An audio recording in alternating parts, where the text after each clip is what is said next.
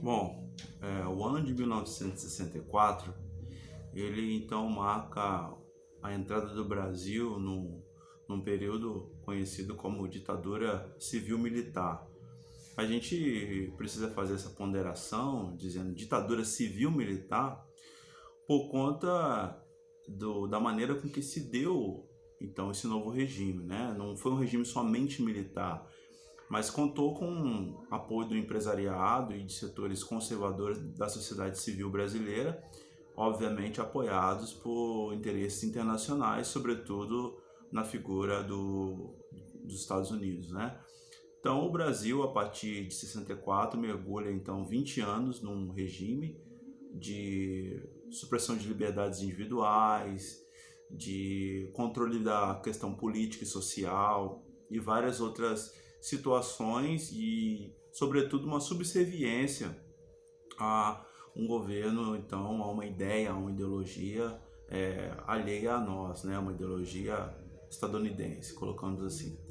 Também é interessante notar que nesse período havia uma disputa ideológica entre comunismo e capitalismo. O Brasil, ele, sob esse discurso de evitar então um governo, uma ditadura comunista no Brasil, foi então mobilizado grandes setores da sociedade civil, né? E organizações independentes, igrejas, associações, para então combater esse inimigo que seria contra a família, contra a moral e os bons costumes, né? Então foi um regime, foram 20 anos, já no final ele foi se abrindo, foi modificando, mas foram 20 anos em que o Brasil perdeu talvez uma geração, uma das suas gerações mais promissoras, no sentido de produções acadêmicas, produções culturais, né? Muitas pessoas tiveram que se exilar, outras foram mortas, pessoas foram perseguidas durante esse regime. Mas como nem tudo é ruim em si, per se, porque também marca o fomento, né, a produção de uma contra-ideologia, entre aspas, para refutar esse sistema. Então, também houve produções no interior do Brasil, no meio de toda essa recrudescência do regime, de toda essa opressão, a produção ela se deu de maneira até mesmo mais inteligente por conta da censura. Então muitas pessoas tiveram que exercitar sua criatividade na hora de fazer música, escrever peças e livros, que também foi, de uma certa maneira, o outro lado dessa moeda. Então, no meio de uma crise, no meio de dificuldade, no meio de uma situação difícil que o país viveu, a produção ela não deixou de ser feita, ela não parou.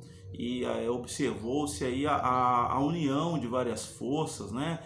Depois setores das igrejas católicas, evangélicas, do judaísmo, por exemplo, como o Henri Sobel, o Rabino, que teve um papel importante na luta dos direitos humanos, Dom Paulo Evaristo Armes, né?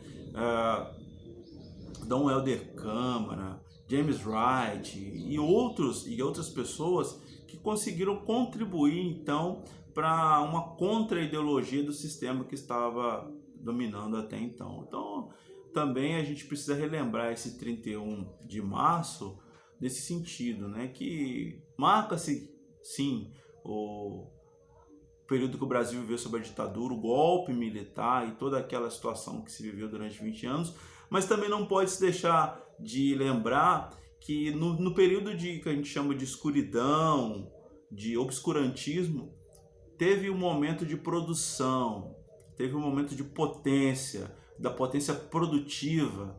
Ainda no meio da repressão, a potência ela se faz produtiva, ela se faz propositiva.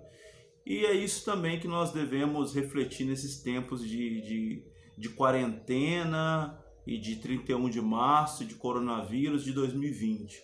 Ainda que no meio de um momento de isolamento, um momento de caos social, a pulsão produtiva ela não para. Então, relembremos esse momento e tenhamos também esperança de um futuro melhor. Forte abraço.